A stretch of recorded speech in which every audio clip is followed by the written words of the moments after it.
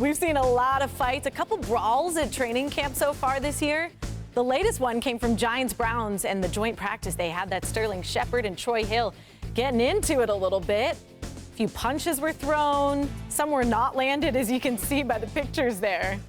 Yep, like that. Nice dodge by Sterling. So I actually asked you guys on Twitter to give me a caption, and I wanted wrong answers only.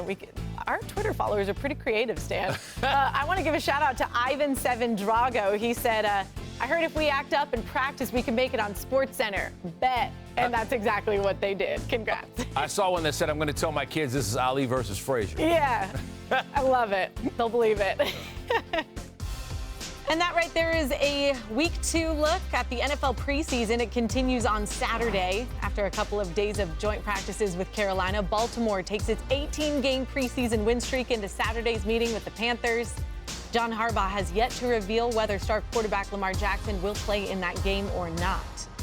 Now, we do have more insight into Denver and New Orleans. Both have ongoing quarterback competitions going on. Drew Lock and Teddy Bridgewater, who both, by the way, were impressive last week, face Seattle on Saturday. Taysom Hill and Jameis Winston will have to wait until Monday when they play against the Jags. And as for the rookies vying for starting jobs, Justin Fields of the Bears and Zach Wilson of the Jets will each be in action on Saturday. Now, Trevor Lawrence will have to wait until Monday to play for the Jags. He showed flashes last week after fumbling on his very first snap of the game. Urban Meyer's not ready to name him the starter yet.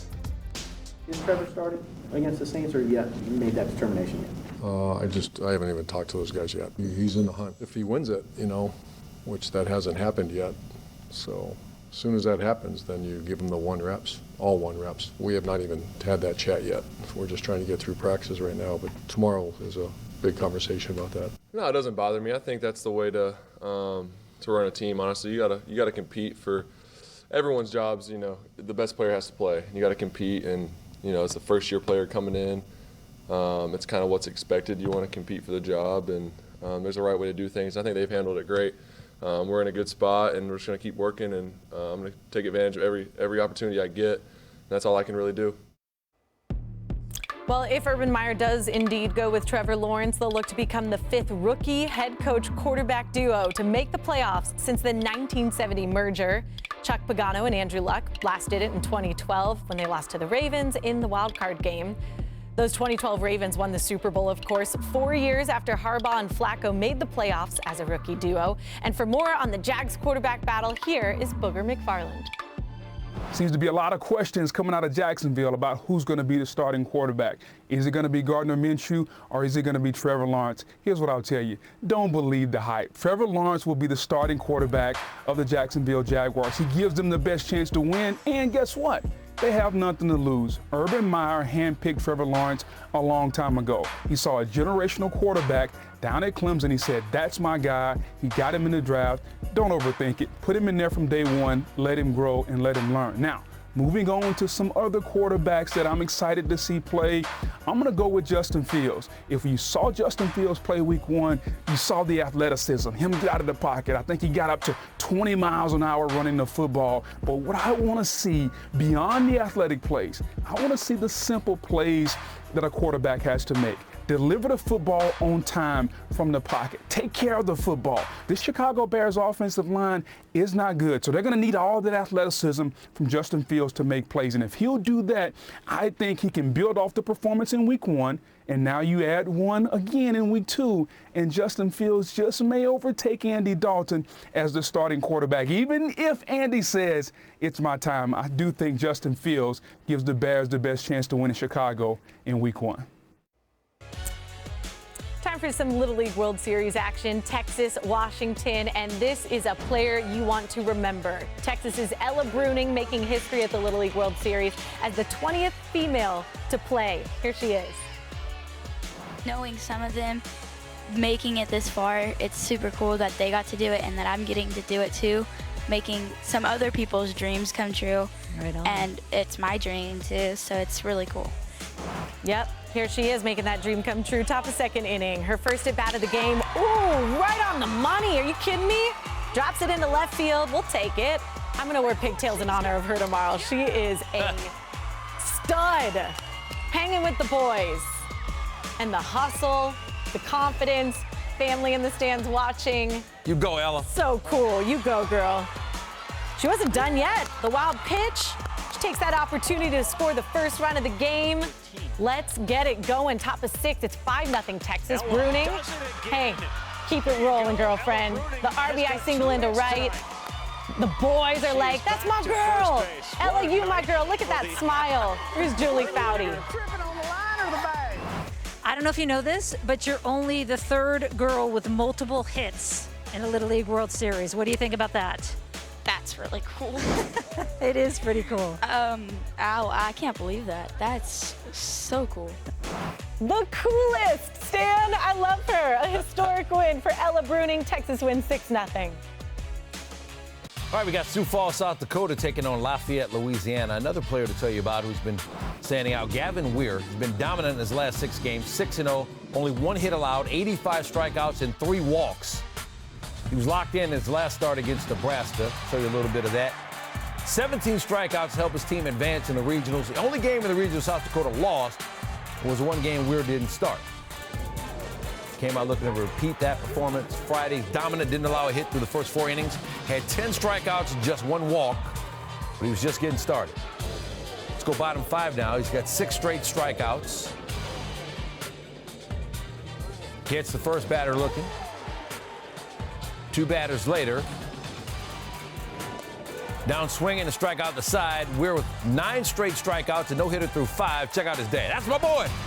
Bottom 6, South Dakota up 2-0. We're 74 pitches. The Little League World Series limit is 85. So walked the first batter, 1 man on, no outs.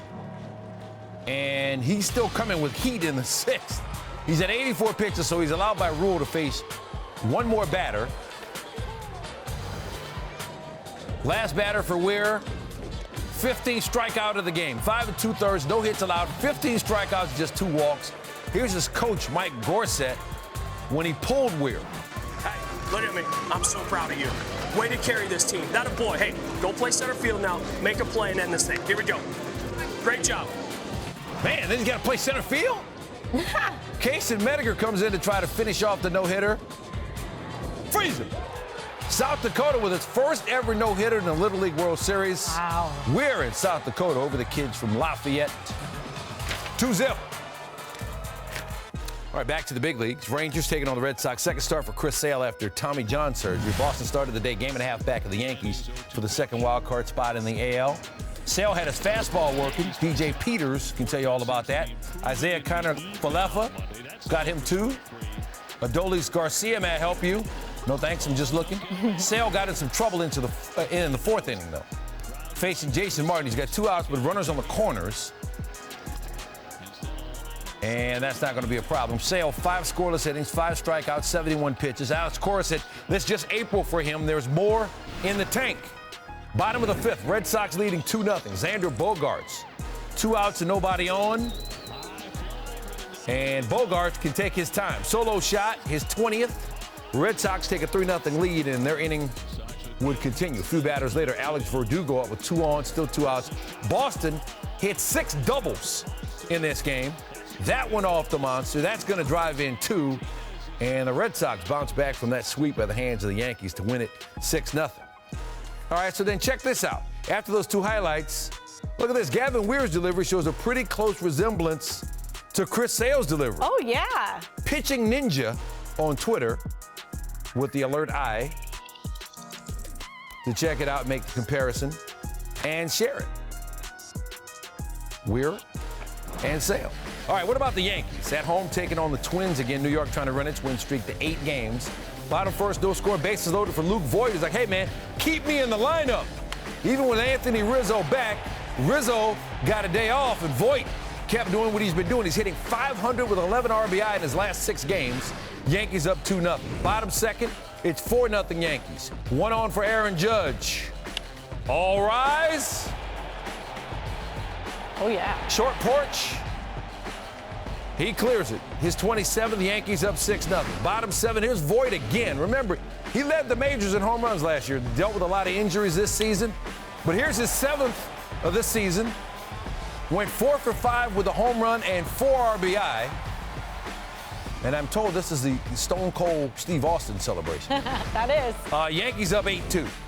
Nestor Cortez had his own T-shirts. His teammates were rocking the Nasty Nestor T-shirts in batting practice, and, well, he was nasty. 6 starts since July 4th, 2 runs or fewer in 5 starts. Luis Ariz swinging in the first. Nick Gordon swinging in the second. Josh Donaldson just browsing in the fourth.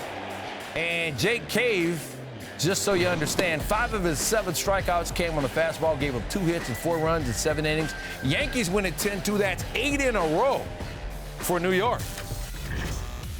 All right, still to come, Caesars Sportsbook released their win totals for this upcoming NBA season. Let's start arguing. Yeah. Can LeBron James and crew topple the Nets' big 3?